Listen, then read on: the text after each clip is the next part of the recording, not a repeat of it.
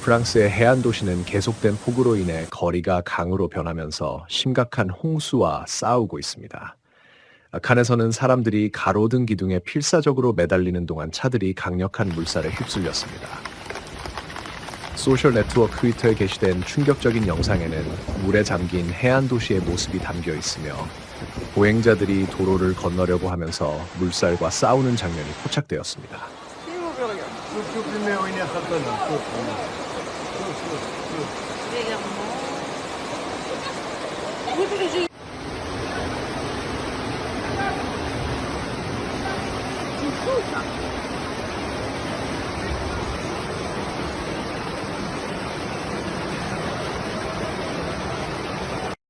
프랑스 국립기상청 메테오 프랑스는 현재도 유효한 긴급 홍수 경보를 발령했습니다. 그들은 특히 이 취약하거나 노출된 지역에서 중간 정도의 피해가 예상되며 야외 활동을 하는 사람들에게 경고했습니다. 주민들은 경계를 늦추지 말고 최신 날씨 업데이트를 확인할 것을 권장받았습니다. 다른 바이럴 영상에서는 쓰레기통이 물에 잠긴 거리에서 떠다니고 차량들이 거의 완전히 물에 잠긴 모습이 보입니다. 한 영상의 자막에는 오늘 아침 칸이 비에 잠겼다라고 적혀 있습니다. 일부 영상은 지하 주차장과 터널이 완전히 물에 잠긴 모습도 보여줍니다.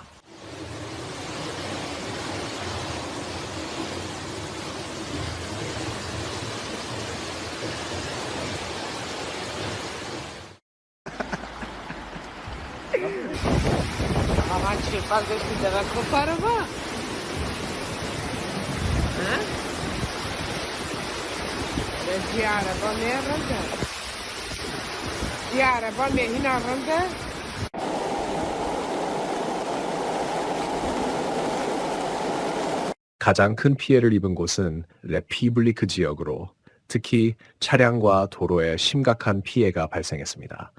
X에 게시된 도시의 공식 페이지에 따르면 미디 대로로 이어지는 통로를 포함한 여러 주요 경로가 침수되었습니다. 라샤 마테오에 따르면 폭풍은 1시간 동안 26mm의 비를 내렸으며 그중 18mm가 단 12분 만에 내려 도시 전역에 대규모 물살을 일으켰습니다. 폭풍의 최악의 단계는 지났지만 그 여파로 도시는 혼란에 빠졌고 당국은 복구 작업을 계속하고 있습니다.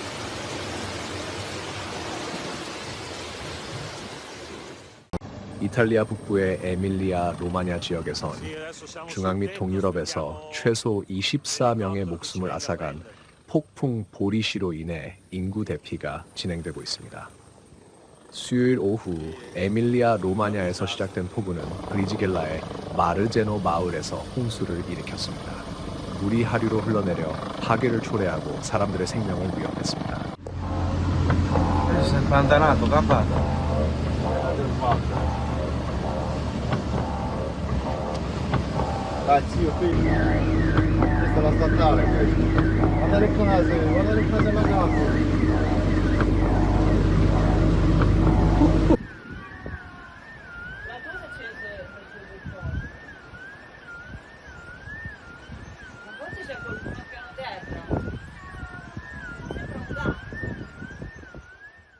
브리지겔라 시청은 피해 지역 주민들에게 자택에서 대피할 것을 촉구했습니다.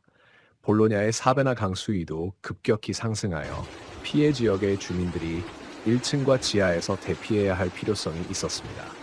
일부 도로는 산사태로 인해 차단되었습니다. 에밀리아 로마냐와 인접한 마르케주에선 폭풍 경보가 발령되었습니다. 학교는 폐쇄되었고 사람들은 여행을 피하고 재택근무를 권장받고 있습니다. 여러 주에서는 기차 운행이 중단되었습니다. 홍수로 인해 약 1,000명이 대피하였고 2명은 실종된 상태입니다. Sul tetto aspettiamo l'elicottero che ci venga a prendere.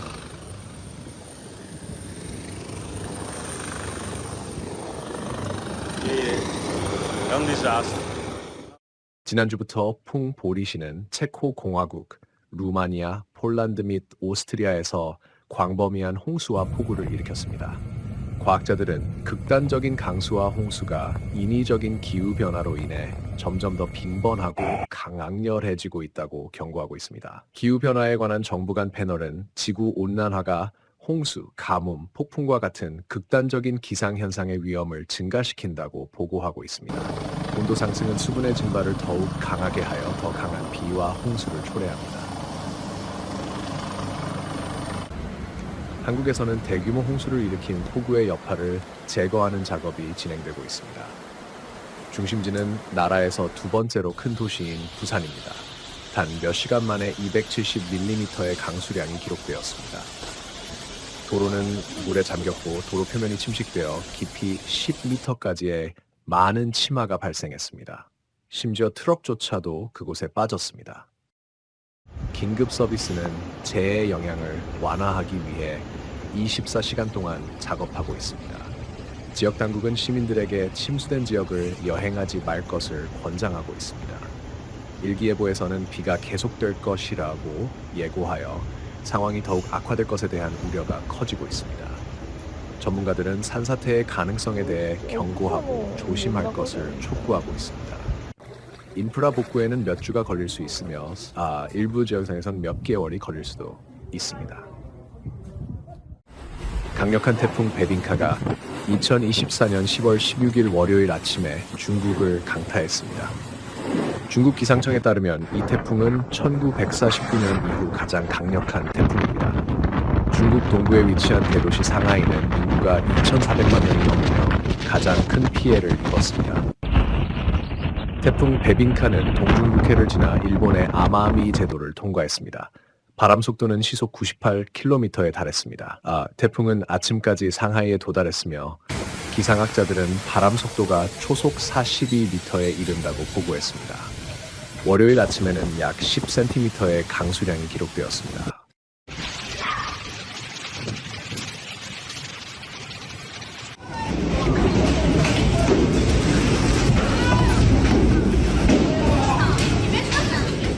일요일에는 상하이가 다가오는 태풍에 대비하기 시작했습니다.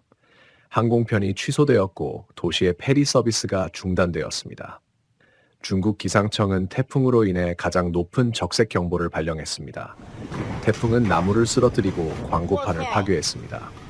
소셜미디어에는 태풍의 피해를 담은 영상이 퍼지고 있으며 많은 전신주가 넘어지고 건물의 외벽이 벗겨진 모습이 담겨 있습니다.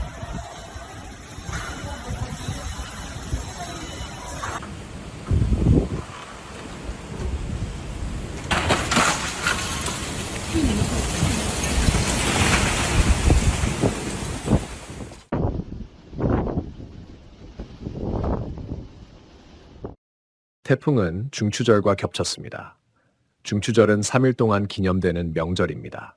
이는 소비자 지출을 크게 줄이고 국가 경제에 부정적인 영향을 미칠 수 있습니다. 많은 축제와 기념 행사가 취소되었습니다. 일부 관광객은 호텔에 갇히게 되었고 다른 관광객들은 상하이 여행을 취소했습니다. 이 태풍은 올해의 첫 대규모 자연재해가 아닙니다. 여름 동안 중국의 일부 지역은 가뭄을 겪었고 다른 지역은 홍수 피해를 입었습니다. 또한 중국에서는 1961년 이후 가장 더운 7월이 기록되었습니다.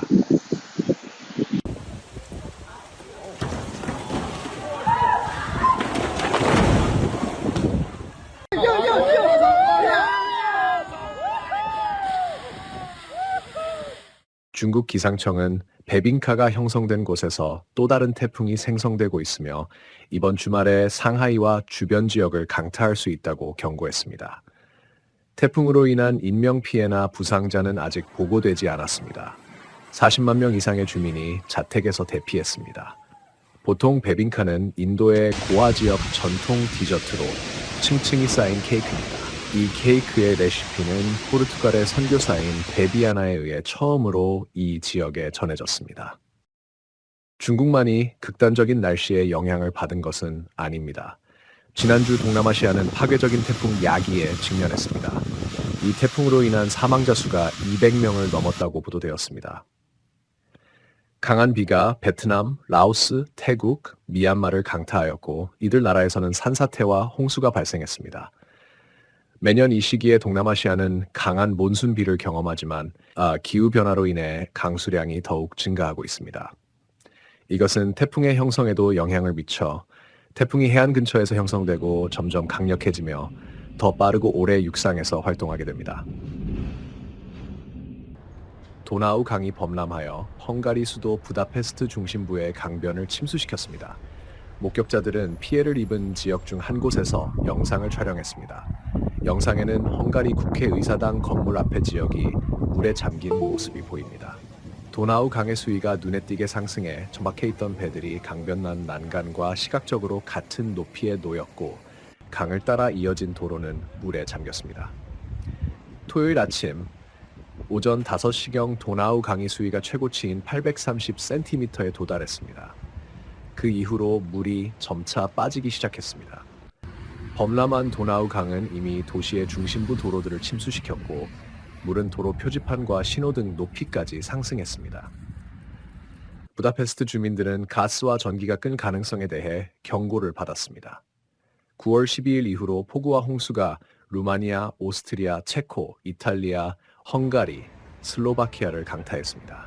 이러한 기상이변은 폭풍 보리스에 의해 발생했습니다. 폴란드 남부의 저지레시아에서 폭풍 보리스로 인해 발생한 홍수는 약 9억 5,500만 달러의 막대한 피해를 입혔습니다. 이로 인해 2개의 도시와 25개 카운티가 영향을 받았습니다. 폴란드 인프라 장관인 다리우시 클림착은 도로 피해가 4천만 달러, 철도 인프라 피해가 5,200만 달러를 초과했다고 보고했습니다.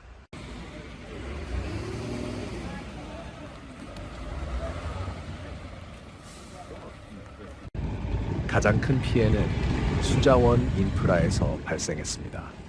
저수지, 댐 및 기타 수리시설이 손상되었습니다.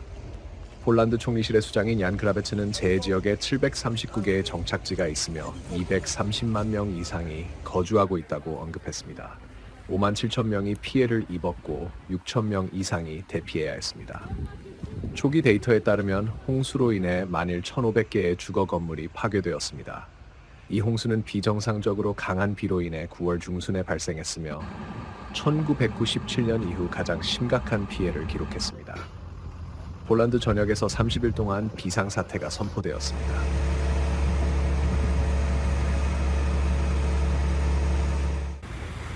상하이 당국은 강력한 태풍 푸아산의 영향으로 시내의 112만 주민들을 긴급 대피시켰습니다. 기상관측소의 데이터에 따르면 태풍은 이 대도시에 상륙하여 우둥과 펑시안 구역에서 6시간 동안 30cm가 넘는 기록적인 강수량을 초래하는 강한 폭우를 일으켰습니다. 이 자연재해는 교통 인프라에도 큰 영향을 미쳤으며 54대의 기차와 26척의 페리 운행이 중단되었습니다. 태풍 푸아산은 목요일에 중국 동부의 저장성을 처음으로 강타한 후 상하이에 상륙했습니다. 충돌 시 최대 풍속은 초당 23m에 달했습니다.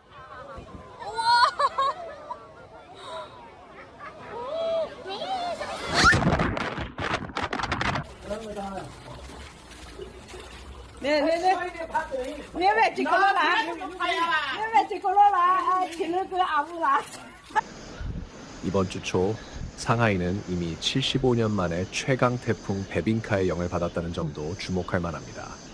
주요 영향은 3천만 명이 거주하는 상하이에 미쳤습니다. 베빈카는 지난 주말 일본 남쪽 섬들의 동쪽에서 형성되어 서쪽으로 이동하며 중국의 상하이를 강타했습니다.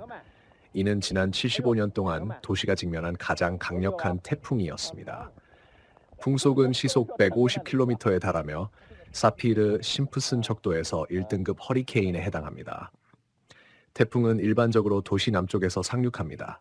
상하이는 과거에 유사한 재해를 만난 적이 2번뿐이며 그 해는 1949년과 2022년이었습니다.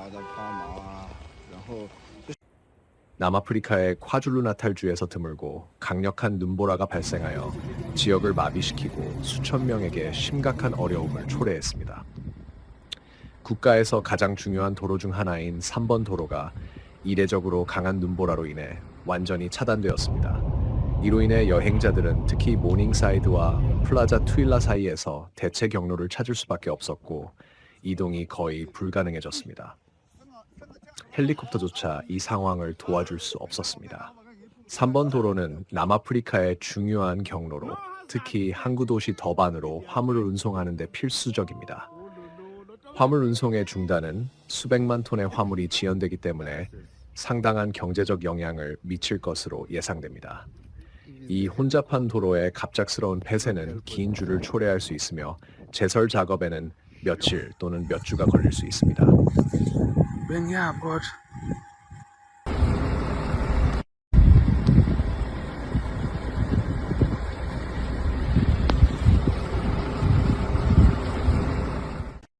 요하네스버그에서 출발하는 모든 차량은 심각한 어려움에 직면했습니다. 교통부는 특히 눈이 내린 고속도로의 주유소에서 밤을 보낼 수밖에 없었던 많은 여행자에 대해 깊은 우려를 표명했습니다. 긴급 구조 서비스가 신속하게 지원을 위해 파견되었지만 일요일 아침까지 부상이나 사망자는 보고되지 않았습니다. 눈보라는 레소토와의 3개의 국경 통과점이 폐쇄되는 원인이 되었습니다. 국경관리기관은 많은 도로가 완전히 통행 불가능해져 심각한 위험이 있다고 보고했습니다. 소셜미디어에는 깊은 눈에 갇힌 자동차, 트럭, 버스의 영상이 올라왔습니다.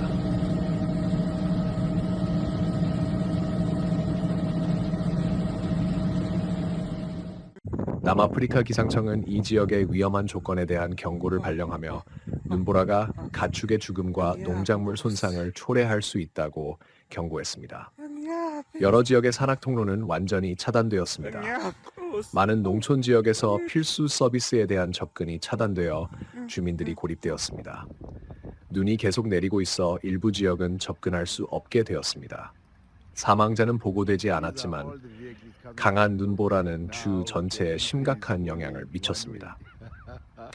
학교와 기업은 폐쇄되었고 공공 서비스는 전력 공급에 어려움을 겪고 있습니다. 전선에 쌓인 눈의 무게가 여러 지역에서 정전을 일으켜 많은 주민들이 몇 시간 동안 전력을 잃었습니다. 강력한 비로 인해 파괴적인 홍수가 발생할 위험이 있어 일본 중부의 4도시에서 수만 명이 대피했습니다. 일본 기상청은 가장 높은 수준의 비상 경고를 발표하고 비가 여러 현에 계속 내리고 있어 재난의 가능성을 경고했습니다. 와지마시에선 약 18,000명이 집을 떠날 수밖에 없었고 인접한 스즈시에서도 12,000명이 대피했습니다. 두 도시는 본주 이시카와 현에 위치해 있습니다. 북부에서는 니가타 현과 야마가타 현에서 또 만여 명이 대피해야 했습니다. 상황은 점점 더 심각해지고 있습니다. 12개의 강이 범람하여 도시와 마을이 침수되었습니다. 와지마에선 전체 거리들이 물에 잠겼고 지역 당국은 이시카와 현의 3개 강이 넘쳤음을 확인하여 주변 지역에 심각한 영향을 미쳤습니다. 구조 서비스는 피해를 최소화하고 추가 파괴를 방지하기 위해 적극적으로 작업하고 있습니다. 소방재난관리청에 따르면 최소한 한 채의 집이 산사태로 파괴되었지만 정확한 피해 규모는 아직 알려지지 않았습니다. 이 지역은 이미 재난에 직면해 있었습니다. 올해 초 와지마와 스즈는 새해에 발생한 지진으로 큰 피해를 입었습니다. 규모 7.5의 지진으로 최소 236명이 사망하고 건물과 인프라가 파괴되며 화재가 발생하고 지금도 눈에 띄는 파괴의 흔적이 남아 있습니다. 복구 작업은 계속되고 있지만 주민들은 다시 자연의 힘에 직면하게 되었습니다. 최근 몇 년 동안 일본은 강한 비로 인한 치명적인 홍수와 산사태를 포함한 극단적인 기상현상에 자주 직면하고 있습니다. 약화된 지형과 폭우가 재난을 초래하는 조건을 만들어내고 있으며 많은 지역사회가 반복되는 위협에 대처하기 위해 노력하고 있습니다. 이러한 드문 사건들은 점점 더 빈번해지고 있어 국가는 변화하는 기후에 적응해야 합니다. 정부기관은 대피자를 위한 대피소를 설치하고 지원을 조정하기 위해 24시간 계속해서 활동하고 있습니다. 홍수와 산사태의 위협은 여전히 높으며 구조 서비스는 날씨가 개선되지 않기 때문에 사람들에게 경계를 요청하고 있습니다. 전날 사이클론 보리스가 몰도바를 강타하여 국가의 여러 지역에서 대규모 홍수가 발생했습니다. 특히 중앙부와 남부 지역이 크게 피해를 입었습니다. 물이 논밭과 집을 침수시키며 농경지에 큰 피해를 주었습니다.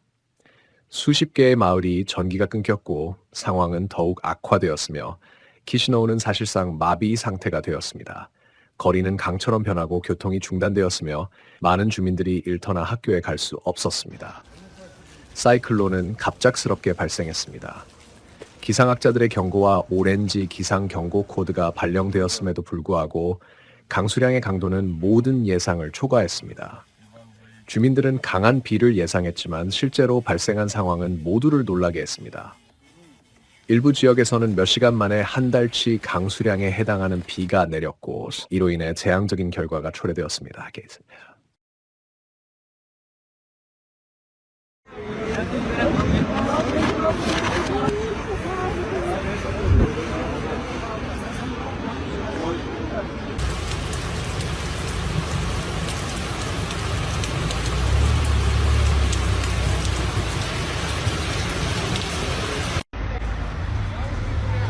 N-aveți voie să parcați aici? 몰도바의 중앙부와 남부 지역의 논밭이 물에 잠기면서 수확과 지역 농민들의 재정적 안정이 위협받고 있습니다. 비에 대한 보호가 되어 있는 집에서도 지붕이 강한 물살을 견디지 못해 주민들은 양동이로 물을 퍼내야 했습니다. 많은 사람들이 집을 잃었고 당국은 인도적 지원 물자의 공급을 조직했습니다. 포르투갈의 남서부에 위치한 아베이루 지역에서 산불로 인해 2명의 사망이 확인되었습니다. 포르투갈 국가 비상사태 및 민간 방위청에 따르면 한 명은 세베르 두보우가 시에서 화상으로 사망하였고 다른 한 명은 알베르가리아 벨라시에서 심장마비로 사망하였습니다. 후에 밝혀진 바에 따르면 두 번째 사망자는 29살의 브라질 국적 남성으로 산림회사의 직원이었으며 장비를 수리하려다 화재에 휘말리게 되었습니다.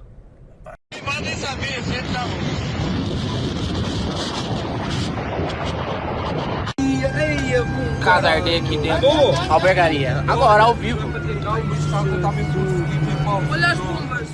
그중 3명은 아베이루의 병원에 입원해 있으며 나머지 1명은 코임브라의 대학병원으로 이송되었습니다. 포르투갈은 아베이루 지역에서 발생한 화재를 진압하기 위해 1200명의 소방관 391대의 장비, 12대의 헬리콥터를 동원했습니다.